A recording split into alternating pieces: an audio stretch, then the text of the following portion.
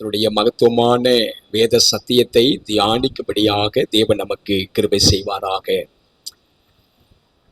ஒரு முறை ஏபிஜே அப்துல் கலாம் அவர்கள்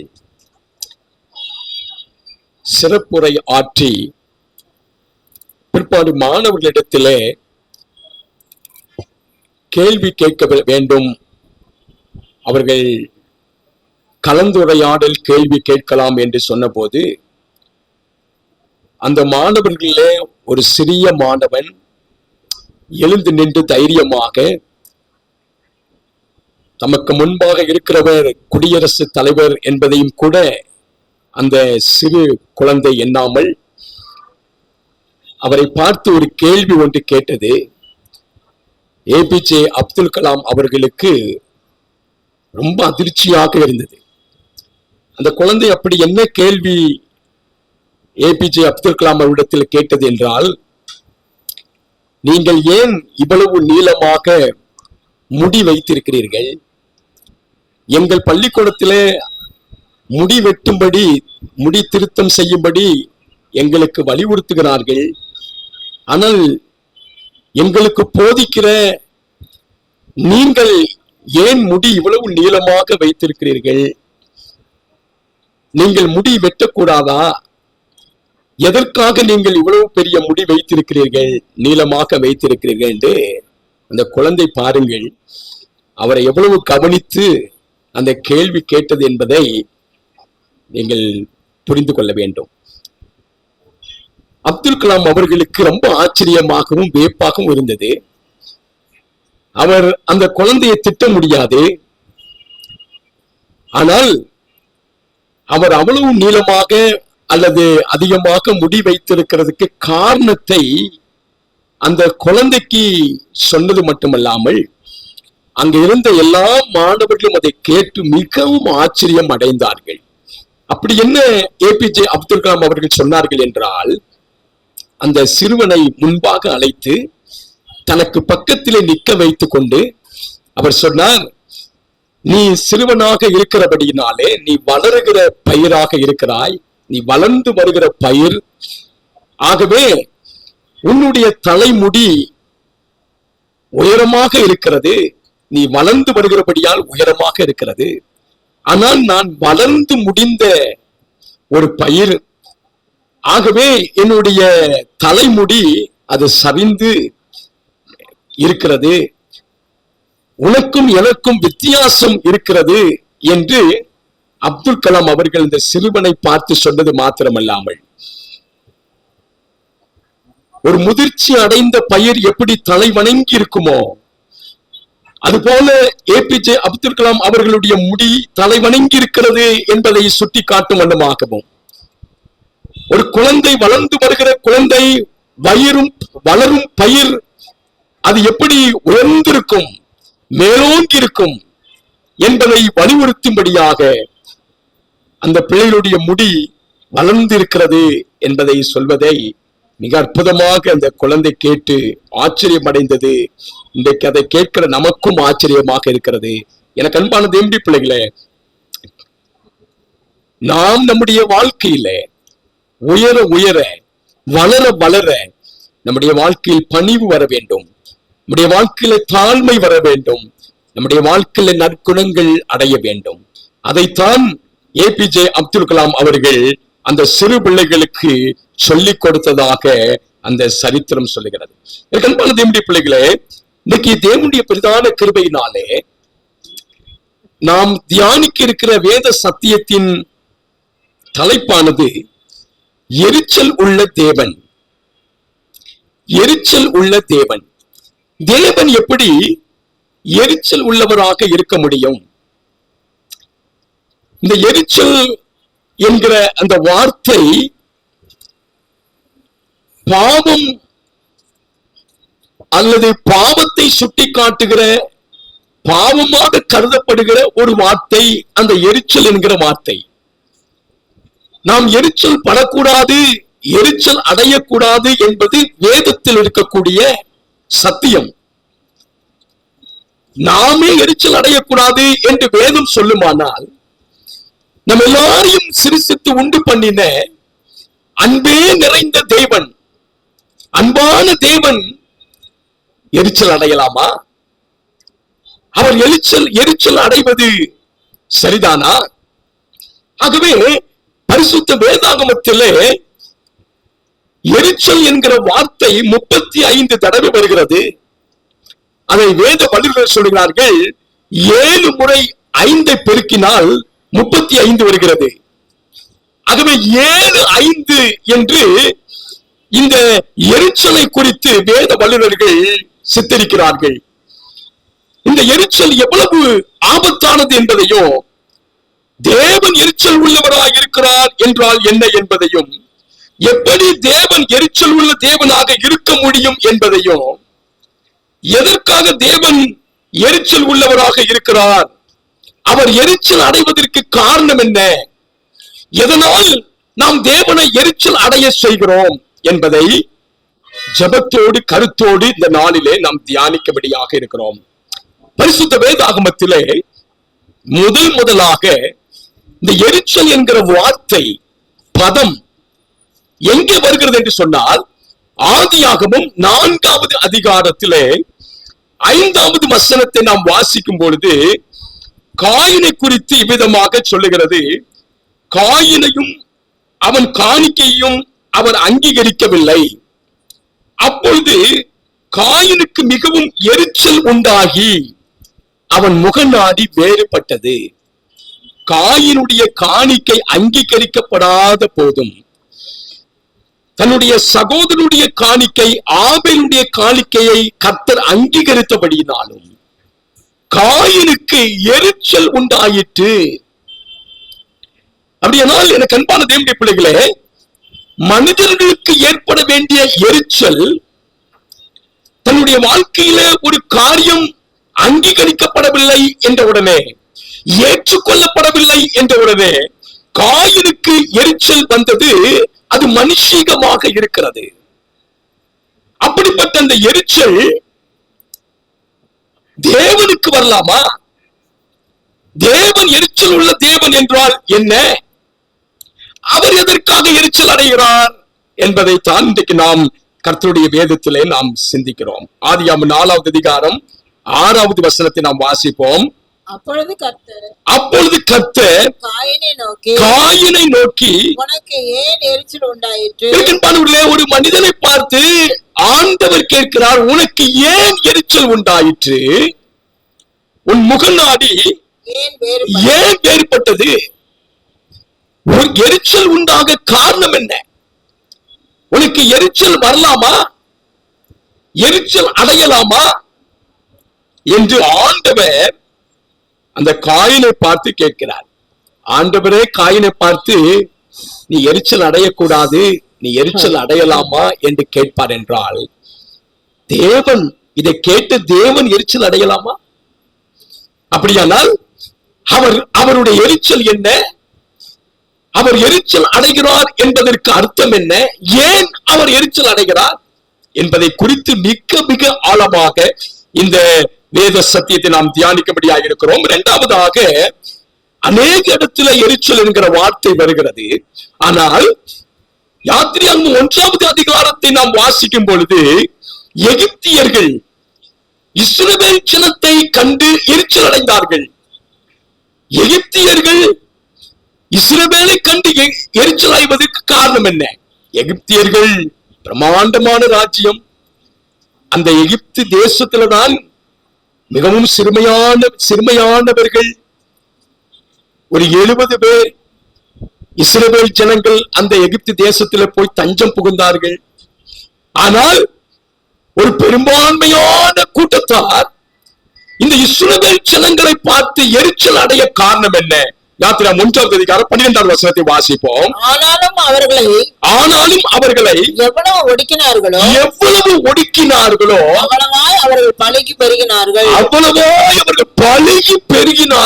ஆகையால் அவர்கள் இஸ்ரவேல் புத்திரரை குறித்து எரிச்சல் அடைந்தார்கள். ஆகையால் இந்த எகிப்தியர்கள் இஸ்ரவேல் ஜனங்கள் பலுகி பெருகிக் கொண்டே இருப்பதை பார்த்தபோது அவர்கள் எவ்வளவு ஒடுக்கினாலும் அவர்கள் மாத்திரம் இவ்வளவு பெருகிக் கொண்டே இருக்கிறார்களே என்று எண்ணி இஸ்ரவேல் ஜனத்தின் மேல் எகிப்தியர்கள் எரிச்சல் அடைந்தார்கள்.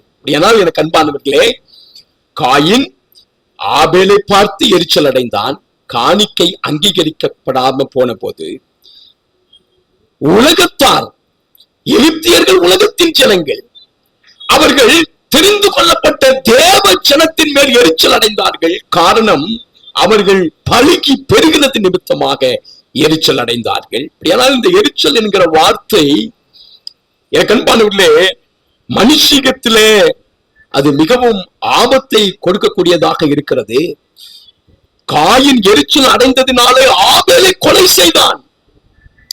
எகிப்தியர்கள் இஸ்ரவேல் ஜனத்தின் மேல் எரிச்சல் அடைந்ததினாலே அவர்கள் பருகி பெருகி அவர்கள் அதிகமாய் இருக்கிறதை கண்டு அவர்கள் எரிச்சல் அடைந்ததினாலே இஸ்ரவேல் ஜனத்தினுடைய எல்லா ஆண் பிள்ளைகளையும் கொலை செய்யும்படி ராஜா உத்தரவிட்டார். எரிச்சல் பெரிய விளைவை கொண்டு வருகிறது, ஆபத்தை கொண்டு வருகிறது என்பதை நாம் கவனிக்கிறோம்.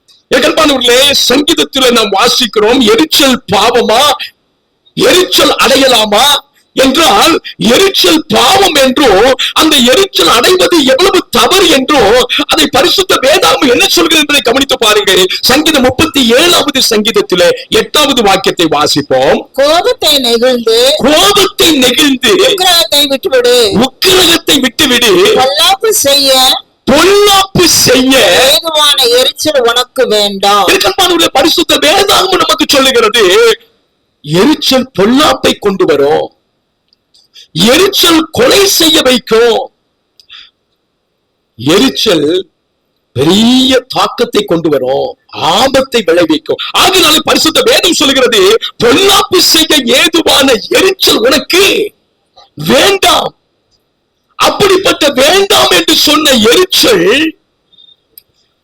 மனுஷீகத்தில் வருகிற அந்த எரிச்சல் தெய்வத்துக்கு வரலாமா?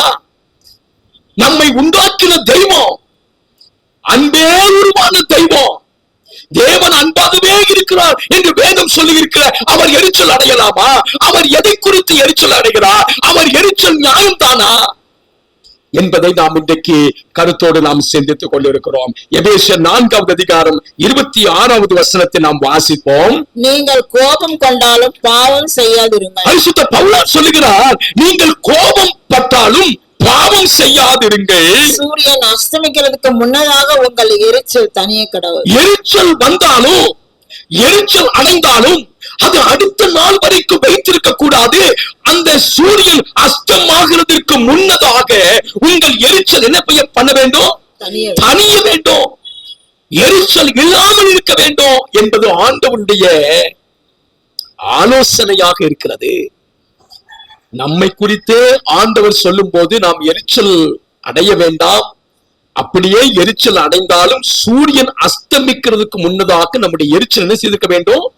தனிந்திருக்க வேண்டும். இல்லை என்றால் காயினை போல ஆபேலை கொலை செய்கிற வண்ணமாகவும், எகிப்தியரை போல இஸ்ரவேல் ஜனங்களை ஒடுக்கி அவர்களை துன்பப்படுத்தி அவர்களுடைய ஆண் பிள்ளைகளை கொலை செய்தது போலவும் இருக்க வேண்டாம் என்பதற்காக உன் எரிச்சல் சூரியன் அஸ்தமிக்கிறதுக்கு முன்னதாகவே அது தனிய வேண்டும் என்று ஆண்டவர் சொல்லியிருக்க, பரிசுத்த வேதாகமம் சொல்லியிருக்க, இதை சொன்ன நமக்கு பரிந்துரை செய்த தேவனே எரிச்சலாக இருக்கலாமா? அவர் எரிச்சல் அடைந்தால் எத்தனை அகோரமாக இருக்கும். ஒரு மனுஷன் எரிச்சல் அடைந்தால் அவன் கொலை செய்கிறான் என்று சொன்னால், தேவன் எரிச்சல் அடைந்தால் அவர் என்ன செய்ய முடியும்? ஆச்சரியமாக இருக்கிறது. பரிசுத்த வேதாகமத்திலே நாகும் என்கிற அந்த சிறிய தீர்க்கதரிசன புத்தகம் 1வது அதிகாரம் 6வது வசனத்தை நாம் வாசிப்போம். அவருடைய கோபத்துக்கு முன்பாக நிற்பவன் யார்? தேவனுடைய கோபத்திற்கு முன்பாக நிற்பவன் யார்? அவருடைய உக்கிர கோபத்திலே தரிப்பவன் யார்? அவருடைய உக்கிர கோபத்திலே தரிப்பவன் யார்? அவருடைய எரிச்சல் அக்கினியை போல இறைக்கப்படுகிறது. தேவனுடைய எரிச்சல் எப்படி இருக்கும் என்று சொன்னால், தேவன் எரிச்சல் அக்கினியை போல அது இருக்கும். அவராலே கண்மலைகள் பேர்க்கப்படும். அந்த அக்கினி என்ன செய்யும் என்றால் ஒரு பெரிய கண்மலையை பேர்த்து போகும். ஏனால் சாதாரண மனுஷன் மேல கர்த்தர் எரிச்சல் அடைந்தால் அவன் நிலைமை என்னவாக இருக்கும்? தேவனுடைய எரிச்சல் அக்கினியை போல இருக்கும். எனக்கு அன்பான தேவனுடைய பிள்ளைகளே, நாம் மிகவும் கவனிக்க வேண்டிய கர்த்தருடைய வேத வசனமாக இருக்கிறது. 1 யோவான் 4வது அதிகாரம் 8வது வசனத்தில் நாம் இவ்விதமாக வாசிக்கிறோம். அன்பில்லாதவன் தேவனை அறியான், அன்பில்லாதவன் தேவனை அறியான், தேவன் அன்பாகவே இருக்கிறார். இப்பொழுது எனக்கு அன்பான தேவனுடைய பிள்ளைகளே, எரிச்சல் என்கிற வார்த்தைக்கு எதிர்ப்பதம் என்னவென்றால் அன்பு. எரிச்சல் என்பதற்கு எதிர் சொல் என்னவென்றால் பரிசுத்த வேதத்திலே அன்பு. அப்படியானால் அன்பு எங்க இல்லையோ அங்க எரிச்சல் இருக்கிறது. எங்க அன்பு இருக்கிறதோ அங்க எரிச்சல் இல்லை. அப்படியானால் எனக்கு அன்பான தேவனுடைய பிள்ளைகளே, பரிசுத்த வேதாகமத்திலே எரிச்சல் என்பதற்கு எதிர்ப்பதோ எதிர் சொல் அன்பாக இருக்கிறபடியினாலே, நாம் அன்புள்ளவர்களாக இருக்க வேண்டும் என்று தேவன் சொல்லுகிறபடியினாலே, தேவனும் அன்பாக இருக்கிறார் என்று பரிசுத்த வேதம் சொல்லுகிறபடினாலே, அந்த தேவன் எரிச்சல் உடைய தேவனாக இருக்கலாமா? அப்படியானால் தேவனுடைய எரிச்சல் என்ன, நம்முடைய எரிச்சல் என்ன? அவர் அன்பே உருவான தேவன் எரிச்சல் அடைகிறார் என்றால் என்ன? நாம் எரிச்சல் அடைவதற்கும் தேவன் எரிச்சல் அடைவதற்கும் வித்தியாசம் என்ன? அன்பானவர்களே, செப்பனியா 3வது அதிகாரம் 8வது வசனத்தை நாம் வாசிப்போம். பூமியெல்லாம் என் எரிச்சலின் அக்கினியினால் அழியும், பூமியெல்லாம் என் எரிச்சலின் அக்கினியினால் அழியும். தேவன் எரிச்சல் அடைந்தால் உக்கிரக கோபம் எரிச்சல், அந்த உக்கிரக கோபம் எரிச்சல் தேவனுக்கு வருமானால், பரிசுத்த வேதத்தில் செப்பனியா 3:8 சொல்லுகிறது, பூமியெல்லாம் என் எரிச்சலினால் அக்கினியினால் அழியும், அழிந்து போகும். எரிச்சல், தேவன் எரிச்சல் அடைந்தால் அழிவு இந்த பூமிக்கு நடக்கும். அப்படியானால் தேவனை எரிச்சல் படுத்துவது என்ன? தேவன் எரிச்சல் அடைந்தால் அக்கினியினால் ஆண்டவர் அழிப்பாரே. அப்படியானால் மனிதனுடைய எரிச்சலுக்கும் தேவனுடைய எரிச்சலுக்கும் உள்ள வித்தியாசம் என்ன?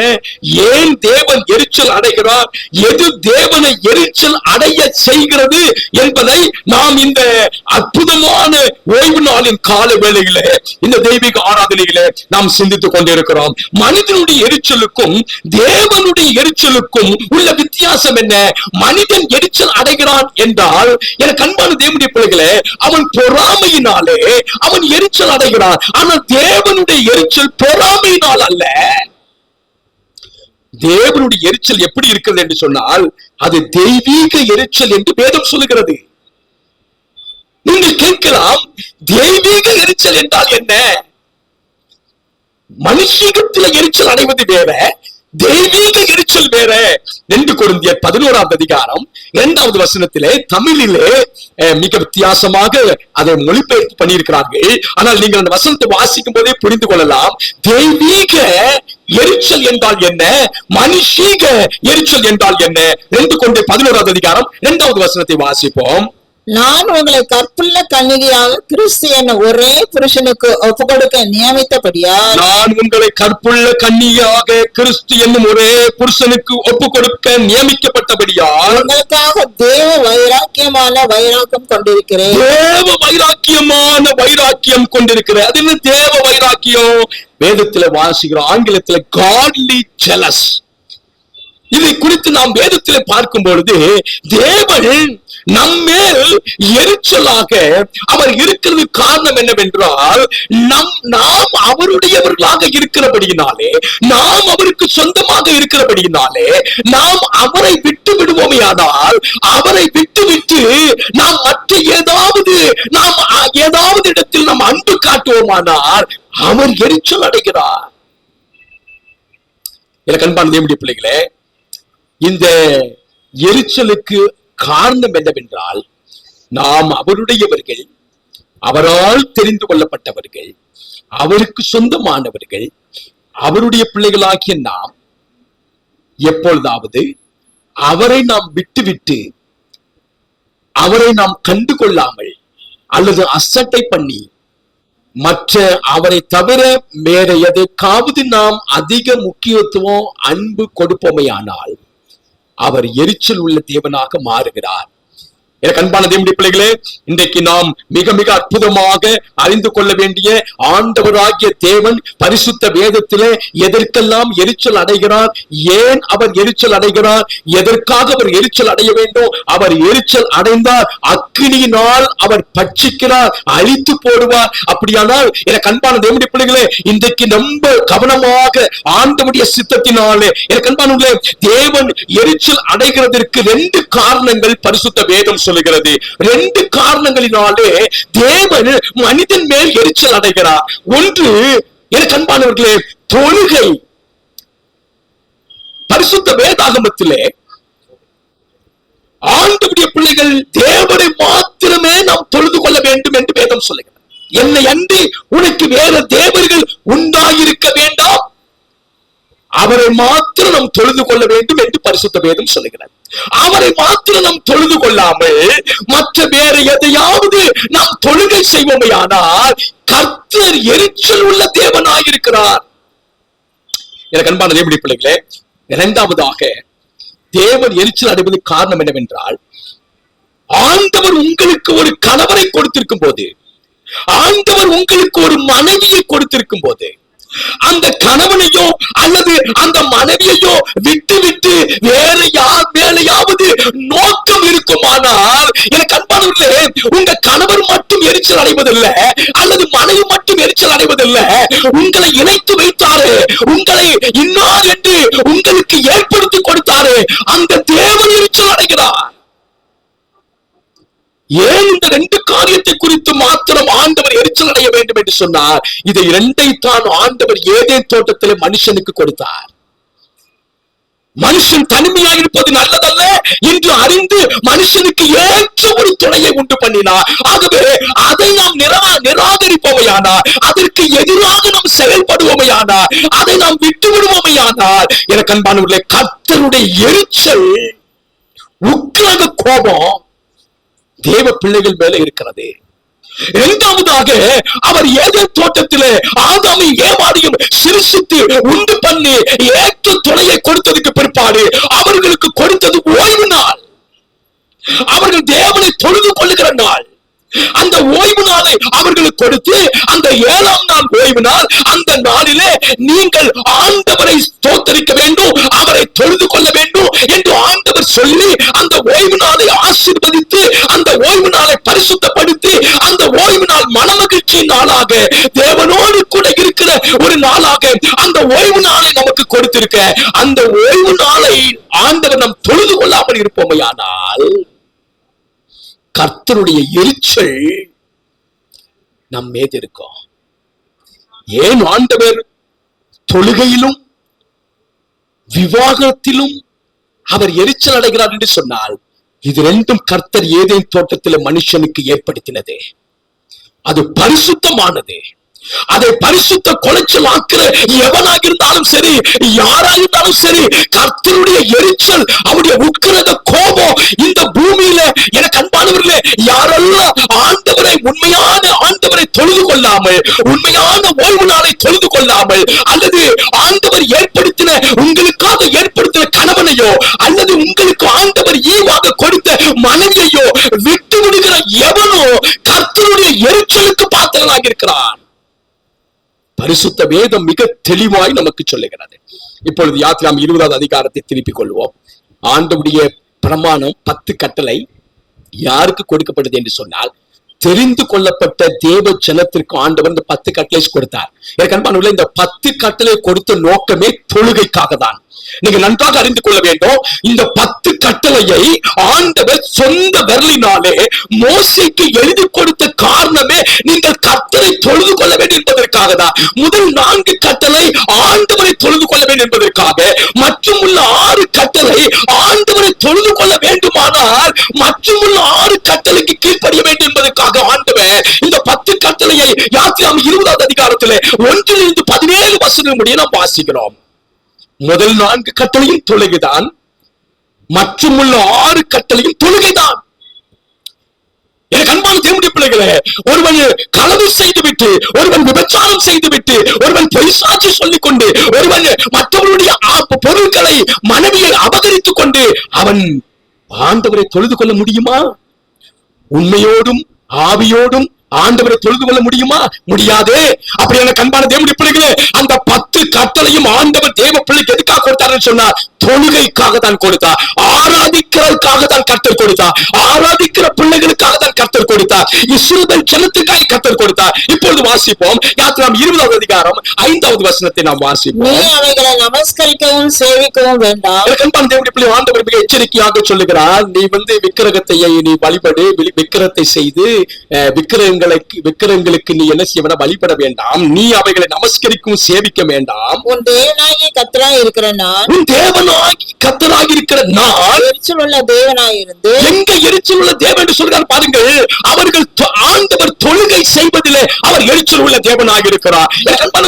தேவனுக்கு கொடுக்க வேண்டிய அந்த ஆராதனையை வேற எந்த சுரூபத்திற்கும், வேற எந்த விக்கிரகத்திற்கும், வேற எந்த மனுஷனுக்கும் நாம் தொழுகையை செலுத்துவோமையானார், தொழுகையை கொடுப்போமையானார், அவர் எரிச்சல் உள்ள தேவனாக இருக்கிறார். அவர் எரிச்சல் அடைந்தால் அக்கினி பட்சிக்கும். பிரியமான தேவனுடைய பிள்ளைகளே, மிகவும் மிகவும் துல்லியமாக இந்த நாளின் செய்தியை நீங்கள் கவனிக்க வேண்டும். நீங்கள் உங்கள் தேவனாகி இருக்கிற கர்த்தர் எரிச்சல் உள்ள தேவனாக இருந்து என்னை பகைக்கிறவர்களை குறித்து பிதாக்களுடைய அக்கிரமத்தை பிள்ளைகளிடத்தில் 3ஆம் 4ஆம் தலைவரை மட்டும் விசாரிக்கிறவராய் இருக்கிறார். தேவனுடைய பிள்ளைகளை அவர் விசாரித்து அவர் நியாய தீர்ப்பு கொடுக்கிற தேவனாக இருக்கிறார். நாம் மிகவும் எச்சரிக்கையாக இருக்க வேண்டியது என்னவென்றால், ஆண்டவரை நாம் விட்டு இந்த தொழுகையில வேற எதையாவது நாம் தொழுது கொள்வோமே ஆனால், நல்லா கவனிக்கணும் கர்த்தருடைய பிள்ளைகள், அவர் எரிச்சல் உக்கிரக கோபம் நம் மேல் வந்துவிடும். ஆகினாலே தொழுகை, ஆராதனை, கர்த்தரை சேவிப்பது ரொம்ப அவசியம். அதில்தான் ஆண்டவர் எரிச்சலாக இருக்கிறார். இரண்டாவதாக எனக்கு அன்பானவர்களே, ஒரு ஸ்திரீ சோரம் போவாளானால், தன் கணவனை விட்டு விடுவாளானால், அந்த ஸ்திரீக்கு பரிசுத்த வேதம் சொல்கிறது, அவள் எரிச்சலின் காணிக்கையை செலுத்த வேண்டும். எனக்கு அன்பான தேவனுடைய பிள்ளைகளே, நன்றாய் கவனிக்க வேண்டும். ஓய்வு நாளை சரியாக ஆசரிக்கவில்லை என்று சொன்னார், ஓய்வு நாளை கடைபிடிக்கவில்லை என்று சொன்னார், கர்த்தர் எரிச்சல் உள்ள தேவனாக இருக்கிறார். இரண்டாவதாக எனக்கு அன்பான ஆண்டவர் ஏன் எரிச்சலாக இருக்கிறார் என்று சொன்னார், ஒரு ஸ்திரீ தன் கணவனை விட்டு வேற ஒருவனோடு வாழுவாளானால், அல்லது வேற ஒருவனை தனக்கு சொந்தமாக தெரிந்து கொள்வாளானால், அவள் கர்த்தருடைய சமூகத்திலே என்ன செய்ய வேண்டும் தெரியுமா? எரிச்சலின் காணிக்கை கொண்டு வர வேண்டும். அவள் வாயில ஒரு கசப்பான திரவத்தை அந்த ஆசாரியர் ஊற்றுவார். அப்படி அந்த கசப்பானதை ஊற்றும் போது அவள் உண்மையாகவே தன் கணவனை விட்டு வேற ஒருவனை தெரிந்தெடுத்திருக்காள் என்பது உண்மையானால் அவள் வயிறு வீங்கி செத்து போவாள். எனக்கு அன்பான தேவனுடைய பிள்ளைகளே, ஆச்சரியத்திலும் ஆச்சரியம், ஆண்டவர் 2 காரியத்தில் ரொம்ப எச்சரிக்கையாக இருக்கிறார். பரிசுத்த ஓய்வு நாள் எவ்வளவு முக்கியமோ அது போல பரிசுத்த விவாகம், திருமணம் ரொம்ப முக்கியமாக இருக்கிறது. அதை குறித்து பரிசுத்த வேதத்தில் ஆண்டவர் எரிச்சல் உள்ள தேவன் என்று இந்த ஓய்வு நாளை குறித்தும், தொழுகையை குறித்தும், 2வது திருமணத்தை குறித்தும் கர்த்தர் சொல்லி இருக்கிறார். என்னாகமம் 5வது அதிகாரம் 29வது வசனத்தை வாசிப்போம். ஒரு ஸ்திரீ தன் புருஷனோட அன்றி, அந்நிய புருஷனோட சேர்ந்து தீட்டுப்பட்டதினால் உண்டான எரிச்சலுக்கும். ஆண்டவருடைய எரிச்சல் அந்த புருஷன் மேல இருக்கும், அந்த ஸ்திரீ மேல இருக்கும். எரிச்சலின் காணிக்கை அவர்கள் கொண்டு வர வேண்டும். தேவன் எரிச்சல் உள்ள தேவனா இருப்பதற்கு காரணம் 2. 1 ஓய்வு நாள் தொழுகை, 2வது குடும்பம், திருமணம். எனக்கு அன்பான தேவனுடைய பிள்ளைகளே, இந்த 2 காரியத்திலும் நாம் மிகவும் எச்சரிக்கையா இருப்பது மிகவும் மிகவும் அவசியமாயிருக்கிறது. தேவன் ஏன் எரிச்சல் அடைகிறார்? எரிச்சலின் சட்டம் வேதத்தில் இருக்கிறதா? ஆம், எரிச்சலின் சட்டம் இருக்கிறது. எதற்காக கொடுக்கப்பட்டது? ஒரு ஸ்திரீ சோரம் போனால், தன் கணவனை விட்டு போனால், அவள் எரிச்சலின் காணிக்கையை கொண்டு வர வேண்டும் என்று என்னாகும் 5வது அதிகாரம் 18வது வசனத்திலே நாம் வாசிக்கிறோம். எனக்கு அன்பான தேவனுடைய பிள்ளைகளே, மனுஷனுடைய எரிச்சலுக்கும் தேவனுடைய எரிச்சலுக்கும் உள்ள வித்தியாசம் என்ன? ஏன் தேவன் எரிச்சல் அடைகிறார்? எது தேவனை எரிச்சல் அடைய செய்கிறது என்பதை நாம் ஜெபத்தோடு இந்த காலவெளியிலே நாம் கர்த்தருடைய சமூகத்திலே நாம் சிந்தித்துக் கொண்டிருக்கிறோம். எனக்கு அன்பானவர்களே, தேவனை எரிச்சல் அடைய செய்கிற முதலாவது காரியம் கர்த்தரை தொழுது கொள்வது, கர்த்தரை ஆராதிப்பது. இன்றைக்கு இந்த உலகம் முழுவதிலும் ஏராளமான சபைகள் ஆண்டவருக்கு ஆராதனை செய்து கொண்டிருக்கிறது, தொழுது கொண்டிருக்கிறது. ஒரு கூட்டம் சனிக்கிழமை தொழுகை செய்கிறார்கள், இன்னொரு கூட்டம் ஞாயிற்றுக்கிழமை தொழுகை செய்கிறார்கள், இன்னொரு கூட்டம் வெள்ளிக்கிழமை தொழுகை செய்கிறார்கள். எப்படியா இருந்தாலும் எனக்கு அன்பான தேவனுடைய பிள்ளைகளே, இன்றைக்கு நாம் அறிந்து கொள்ள வேண்டிய மிக ஆச்சரியமான சத்தியம் என்னவென்றால், முதலாவதாக தேவன் எரிச்சல் அடைய காரணம் என்னவென்றால், ஒன்று அந்நிய தேவர்களை தொழுது கொள்வது. அந்நிய தேவர்களை தொழுது கொண்டால் கர்த்தருடைய எரிச்சல் நம் மீது இருக்கிறது. இரண்டாவது, தேவனுக்கு என்று சொல்லி பிரியமானவர்களே, நம்ம செவன்த் டே அட்வென்டிஸ்ட் திருச்சபை விசுவாச பிள்ளைகள் அந்நிய கடவுளை நாம் தொழுது கொள்வதில்லை, அந்நிய தேவத்துக்கு நாம் கையெடுப்பதில்லை, அந்நிய தேவத்துக்கு முன்பாக விழுந்து சாஸ்தால் பணிந்து கொள்வதில்லை. ஆனால் இஸ்ரவேல் ஜனங்கள் அந்நிய தேவத்தை வணங்காவிட்டாலோ அவர்கள் தேவனுக்கென்று சொல்லி போலியான ஆராதனை செய்து கொண்டிருந்தார்கள். போலியான ஆராதனை, தேவனுக்கு தான் என்று சொல்லி, கர்த்தருக்கு தான், இஸ்ரவேலின் தேவனுக்கு தான் ஆராதனை செய்கிறோம் என்று சொல்லி போலியான ஆராதனை செய்து கொண்டிருந்தார்கள். மூன்றாவதாக, உலக வழிபாடு என்று ஒன்று இருக்கிறது. உலகத்தில் வழிபடுகிறவர்கள், உலகத்தை வழிபடுகிறவர்கள். அது என்ன உலக வழிபாடு என்பதை நாம் வேகமாக தியானிக்கும்படியாக இருக்கிறோம். நான்காவதாக, கடைசியாக, ஆவியோடும் உண்மையோடும் தொழுது கொள்வது என்றால் என்ன? எனக்கு ரொம்ப ஆச்சரியமா இருக்கிற பிரியமானவர்களே, இன்னைக்கு நாம் மிக மிக அற்புதமான சத்தியங்களை நாம் தியானித்துக் கொண்டிருக்கிறோம். முதலாவதாக, அந்நிய தெய்வத்தை நாம் தொழுது கொள்ளலாமா? அந்நிய தெய்வத்துடைய நாமத்தை நாம உச்சரிக்கலாமா? அந்நிய தெய்வத்திற்கு முன்பாக சாஸ்தாங்கம் விழலாமா? பரிசுத்த வேதம் சொல்லுகிறது. யாத்திரை 34வது அதிகாரம் 14வது வசனத்தை வாசிப்போம். கர்த்தருடைய நாமம் எரிச்சல் உள்ளவர் என்பது, கர்த்தருடைய நாமம் எரிச்சல் உள்ளவர் என்பது, அவர் எரிச்சல் உள்ள தேவனே, அவர் எரிச்சல் உள்ள தேவனே. அந்நிய தேவனை நீ பணிந்து கொள்ள வேண்டாம். அந்நிய தேவனை நீ பணிந்து கொள்ள வேண்டாம். தேவனை தவிர, பரலோகத்தின் தேவனை தவிர, அண்ட சராசரத்தை சிருஷ்டித்த தேவனை தவிர அந்நிய தெய்வத்தை நீ பணிந்து கொள்ள வேண்டாம், ஆராதிக்க வேண்டாம். எனக்கு அன்பான தேவனுடைய பிள்ளைகளே, அவர் எரிச்சல் உள்ள தேவன். அவர் எரிச்சல் உள்ள தேவன். எதற்கு அவர் எரிச்சலா இருக்கிறார்?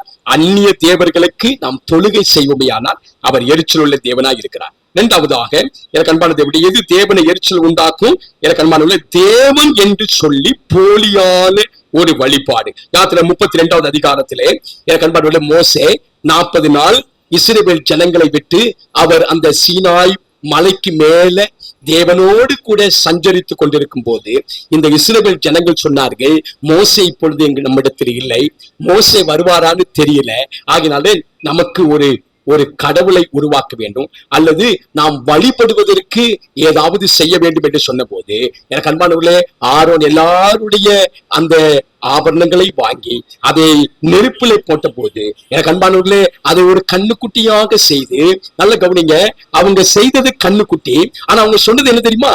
கர்த்தருக்கு ஆராதனை, கர்த்தருக்கு ஆராதனை. அவங்க செய்து வைத்தது கண்ணுக்குட்டி, ஆனா அவங்க சொன்னது என்னன்னா கர்த்தருக்கு ஆராதனை. எனக்கு பிரியமான தேவ ஜனமே, இன்றைக்கு அநேக சபையிலே அவர்கள் கண்ணுக்குட்டி வைத்திருக்கிறார்கள். கண்ணுக்குட்டி என்று சொன்னால் அந்த கண்ணுக்குட்டி நான் சொல்லவில்லை, கண்ணுக்குட்டியை போல ஏதோ ஒன்றை வைத்திருக்கிறார்கள். ஆனா என்ன சொல்றாங்க? கர்த்தருக்கு ஆராதனை செய்கிறோம், கர்த்தருக்கு பலி செலுத்துகிறோம், கர்த்தரை தொழுது கொள்கிறோம், கர்த்தருக்கு பண்டிகை செய்கிறோம், கர்த்தருக்கு ஆராதனை செய்கிறோம், கர்த்தரை தொழுது கொள்கிறோம் என்று சொல்லுகிறார்கள். எனக்கு அன்பான தேவனுடைய பிள்ளைகளே, கண்ணுக்குட்டி எப்படி கர்த்தருக்கு ஆராதனை செய்ய முடியும்? நீங்கள் வேதத்தை வாசித்து பாருங்கள். யாத்திராகமம் 32வது அதிகாரம் 4வது வசனத்தை வாசிப்போம். அவர்கள் கையில் இருந்து அந்த பொன்னை வாங்கி சிற்ப கருவியினால் கருப்பிடித்து ஒரு கன்றுக்குட்டியை வார்ப்பித்தார். அப்பொழுது அவர்கள் இஸ்ரவேலரே, எகிப்து தேசத்திலிருந்து அழைத்துக் கொண்டு வந்த உங்கள் தெய்வங்கள் இவைகளே என்றார்கள்.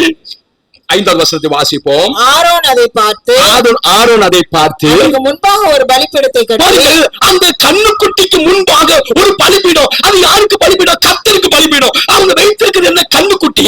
அதற்கு முன்பாக ஒரு பலிபீடத்தை கட்டி, நாளைக்கு கர்த்தருக்கு பண்டிகை என்று கூறினார். நாளைக்கு கண்ணுக்குட்டிக்கு பண்டிகைன்னு சொல்லல, கர்த்தருக்கு பண்டிகை என்று சொன்னார். இது போலியான பண்டிகை, இது போலியான ஆராதனை. இன்றைக்கு எனக்கு அன்பான தேவனுடைய பிள்ளைகளே, பரிசுத்த ஓய்வு நாள் என்று ஓய்வு நாள் இருக்க அவர்கள் ஓய்வு நாளை விட்டு மற்ற எந்த நாளையோ அவர்கள் ஆராதனை செய்வார்கள்.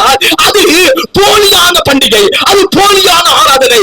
கர்த்தர் எரிச்சல் உள்ள தேவனாக இருக்கிறார். எனக்கு அன்பான தேவனுடைய பிள்ளைகளே, இன்றைக்கு அநேக கிறிஸ்தவர்களுக்கு தெரியும் ஆண்டவர் எரிச்சல் உள்ள தேவன். எதில எரிச்சலா இருக்கான்னு சொன்னா ஆராதனை செய்வது அவர் எரிச்சலாக இருக்கிறார். இன்றைக்கு ஆராதனை எப்படி இருக்கிறது? ஆராதனை முறைமை எப்படி இருக்கிறது? ஆராதிக்கும் போது ஜனங்கள் எப்படி இருக்கிறார்கள்? எனக்கு அன்பான தேவனுடைய பிள்ளைகளே, நன்றாக கர்த்தருடைய வேதத்தை நாம் கவனித்து பார்க்க வேண்டும். ஆண்டவர் நம்மேல் எரிச்சலாக இருப்பதற்கு காரணம் ஒன்று, தொழுகை. ஓய்வு நாள்ல ஆராதனை செய்யும் போது எப்படி ஆண்டவரை தொழுது கொள்ள வேண்டும், ஓய்வு நாளை எப்படி நாம் ஆராதிக்க வேண்டும், ஓய்வு நாளை எப்படி நாம் கனப்படுத்த வேண்டும், அந்த ஓய்வு நாள்ல என்ன செய்ய வேண்டும், என்ன செய்யக்கூடாது, மிகவும் கவனிக்க வேண்டியது. ஏனென்றால் அவர் எரிச்சல் உள்ள தேவனாய் இருக்கிறார். இரண்டாவது, திருமணம் பரிசுத்தம் உள்ளது, விவாகம் பரிசுத்தம் உள்ளது. அதை கொச்சைப்படுத்தவோ, அதை தவறாக எண்ணவோ, அதை எனக்கு அன்பானவர்களே துச்சமாக எண்ணவோ கூடாது. அதை குறித்து கர்த்தர் எரிச்சல் அடைவார். இந்த ரெண்டு காரியத்தையும் எரிச்சல் அடைகிற தேவனாக இருக்கிறார். ஆகவே எனக்கு அன்பானவர், இரண்டாவதாக பரிசுத்த வேதம் சொல்லுகிறது, நாம் வேதத்துல வாசிக்கிறோம், கண்ணுக்குட்டியை செய்து கொண்டு கர்த்தருக்கு என்ன செய்யறார்? தொடர்ந்து வாசிங்க, 6வது வசனம். நாளைக்கு கர்த்தருக்கு பண்டிகை என்று கூறினார்கள். மறுநாள் அவர்கள் அதிகாலையில் எழுந்து சர்வாங்க தகன பலி, யாருக்கு? தேவனுக்கு சர்வாங்க தகன பலியா? கண்ணுக்குட்டியை செய்து வைத்துக் கொண்டு சர்வாங்க தகன பலிகளை செலுத்தி சமாதான பலிகளை செலுத்தினார்கள். ஜனங்கள் புசிக்கவும் குடிக்கவும் உட்கார்ந்து விளையாட எழுந்தார்கள். அடுத்து எனக்கு அன்பான தேவனுடைய பிள்ளைகளே, இது ஆண்டவருக்கு ஆராதனையா? புசிப்பதும் குடிப்பதும் விளையாடுவதும் எனக்கு அன்பான தேவனுடைய பிள்ளைகளே, கர்த்தருக்கு ஆராதனை செய்கிறார்கள். போலியான ஒரு ஆராதனை இருக்கிறது. மூன்றாவதாக உலக வழிபாடுகள் என்று வேதம் கலாத்தியர் 4வது அதிகாரம் 3வது வசனத்தை வாசிப்போம். அப்படியே நாமும் சிறு பிள்ளைகளாய் இருந்த என்ன அறியாமல், தேவனை அறியாமல் இருந்த காலத்திலே இவ்வுலகத்தின் வழிபாடுகளுக்கு அடிமைப்பட்டவர்களாய் இருந்தோம். உலகத்தின் வழிபாடு அது என்ன? உலகத்தின் வழிபாடு இது சிலை வழிபாடு அல்ல, இது சுருவ வழிபாடு அல்ல, இது போலியான வழிபாடும் அல்ல, இது உலக வழிபாடு. அது என்ன உலக வழிபாடு? உலக வழிபாட்டுக்கு அடிமைகளாக இருந்தோம். நீங்கள் தேவனை அறியாமல் இருந்த போது, நீங்க சிறு பிள்ளையாக இருந்த போது, நீங்க தேவனை அறியாமல் இருந்த போது சுவாபத்தின்படி தேவர்கள் அல்லாதவர்களுக்கு அடிமைகளாக இருந்தீர்கள். தேவன் அல்லாத, இது தேவனே இல்ல. முதல்ல அந்நிய தெய்வம், இரண்டாவது போலியான தெய்வம், போலியான ஆராதனை, மூன்றாவதாக தெய்வமே இல்ல. அப்படின்னு என்ன? இந்த உலக காரியத்திற்கு ஆராதனை செய்வது, இந்த உலக காரியத்தை போற்றுவது, இந்த உலக காரியத்தின் மேல நாட்டம் வைப்பது. ஆகவே இவ்வுலக வழிபாடுகளுக்கு அடிமையில் ஆகாதிருந்தோம். ஆனால் வேதம் சொல்லுகிறது, நீங்கள் தேவனை அறியாமல் இருந்த போது சுவாபத்தின்படி தேவன் அல்லாதவர்களுக்கு அடிமையாக இருந்தீர்கள். கலாத்தியர் 4வது அதிகாரம் 10வது வசனத்தை வாசிப்போம். எப்படி உலகத்திற்கு அடிமையா இருந்தோம்? வாசிங்க. நாட்களையும் மாதங்களையும் காலங்களையும் வருஷங்களையும் பார்க்கிறீர்களே. உலக வழிபாடு என்னது? கடவுள் இல்ல, நாட்கள். நல்ல நாள் பாக்குறது, ராவு காலம், யமகண்டம், மாதத்தை நல்ல மாதம், நல்ல காலம் வரும், நல்ல வருஷம் வரும் என்று பார்ப்பது. எனக்கு அன்பான தேவனுடைய பிள்ளைகளே, இன்றைக்கு ஆண்டவருடைய பிள்ளைகளும் இந்த வருஷம் நல்ல வருஷம் என்று சொல்வது, எனக்கு அன்பானவர்களே, இந்த மாதம் நமக்கு நல்ல அருமையான மாதம் என்று சொல்வது, எனக்கு அன்பானவர்களே, மிக அற்புதமாய் கர்த்தர் சொல்லுகிறார்.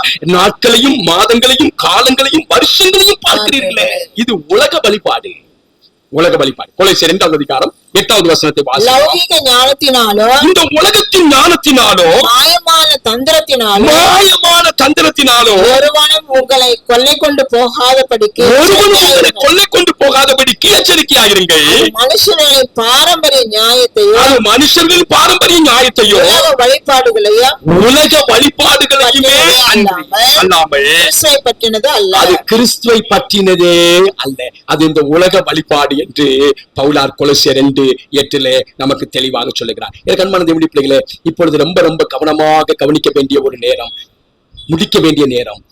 எனக்கு அன்பானவர்களே, நாம் சுரூபங்களுக்கும் விக்கிரங்களுக்கும் வழிபடுவதில்லை, நாம் போலியான ஆராதனை செய்வதும் இல்லை. கண்ணுக்குட்டியை செய்து கொண்டு இது கர்த்தருக்கு ஆராதனை பலி என்று சொல்வது இல்லை. அல்லது இந்த உலக வழிபாடு நாட்களையும் நேரத்தையும் காலத்தையும் குறித்து நாம கவலைப்படுவதில்லை, அதை எண்ணுவதும் இல்லை. 4வதாக, சமாரிய பெண்ணிடத்திலே ஆண்டவர் பேசும்போது சமாரிய பெண் சொல்லுகிறாள், நீங்க யூதர்கள் எல்லாரும் அந்த மலையிலே ஆராதனை செய்கிறீர்கள், நாங்கள் எல்லாரும் இந்த மலையிலே ஆராதனை செய்கிறோம். 2 பேரும் ஆராதனை செய்கிறோம் என்று சொல்கிறார்கள். நல்ல கவனிக்கிற கண்பானவர்களே, 2 பேரும் நாங்கள் ஆராதனை செய்கிறோம். யூதர்களும் ஆராதனை செய்கிறார்கள். சமாரியர்களாகிய நாங்களும் ஆண்டவரை தொழுது கொள்கிறோம். என்ன வித்தியாசம் இருக்கிறது என்று கேட்கிறார்கள். அதற்கு கர்த்தர் என்ன சொல்கிறார் என்பதை நீங்கள் கவனித்து கேட்க வேண்டும். கர்த்தர் என்ன சொன்னார் என்பதை கவனித்து பாருங்கள். சமாரியர்கள் வழியாக ரட்சிப்பு இல்ல, யூதர்கள் வழியாக ரட்சிப்பு வருகிறது என்று கர்த்தர் சொன்னார். யூதர்கள் எப்படி ஆண்டவரை தொழுது கொள்கிறார்கள், யூதர்கள் எப்படி ஆண்டவருக்கு ஆராதனை செய்கிறார்கள், அவர்கள் யூதர்கள் எந்த நாளிலே கர்த்தரை தொழுது கொள்கிறார்கள், அவர்கள் யூதர்கள் எந்த நாளிலே கர்த்தருக்கு ஆராதனை செய்கிறார்கள், அந்த யூதர்கள் எந்த நாளை அவர்கள் உண்மையான ஆராதனை நாளாக, கர்த்தருடைய நாளாக அவர்கள் நியமித்திருக்கிறார்கள், அந்த நாளிலே அவர்கள் ஆராதனை செய்கிறார்கள் என்பதை கவனிக்க வேண்டும். நீ சமாரியாவிலே ஆராதனை செய்தாரோ, நீ யூதனை போல ஆராதனை செய்யவில்லை என்று ஆண்டவர் சமாரிய பெண்ணை பார்த்து சொல்கிறார். வாசிப்போம் வேதத்திலே யோவான் 4வது அதிகாரம் 24வது வசனத்தை வாசிப்போம். தேவன் ஆவியாய் இருக்கிறார், தேவன் ஆவியாய் இருக்கிறார், அவரை தொழுது கொள்ளுகிறவர்கள் ஆவியோட உண்மையோட அவரை தொழுது கொள்ள வேண்டும் என்றார். அவரை தொழுது கொள்ளுகிறவர்கள் எப்படி தொழுது கொள்ள வேண்டும்? ஆவியோடும் உண்மையோடும் அவரை தொழுது கொள்ள. அது என்ன ஆவியோடும் உண்மையோடும்? இப்பொழுது கர்த்தராகிய ஆண்டவர் சொல்கிறார். கவனித்து பாருங்கள், வேதத்தை வாசிப்போம். 20வது வசனம். எங்கள் பிதாக்கள் இந்த மலையிலே தொழுது கொண்டு வந்தார்கள். நீங்கள் எருசலேமில் இருக்கிற ஸ்தலத்திலே தொழுது கொள்ள வேண்டும் என்கிறீர்களே, நீங்கள் எருசலேமில் இருக்கிற ஸ்தலத்தில் தொழுது கொள்ள வேண்டும் என்கிறீர்களே என்றார். எனக்கு ஆண்டவரை இயேசு கிறிஸ்து சொல்றாரு, எங்கேயும் தொழுது கொள்ளலாமா? எங்கேயும் தொழுது கொள்ளலாம். ஆனா தொழுது கொள்வதற்குன்னு ஒரு சட்டம் இருக்கு, வேதத்துல நியமம் இருக்கு. அந்த நாளில அந்த சமயத்துலதான் நம்ம தொழுது கொள்ளணும். அது யூதர்கள் வழியா தான் வந்திருக்கு, சமாரி இடத்துல அது இல்லை.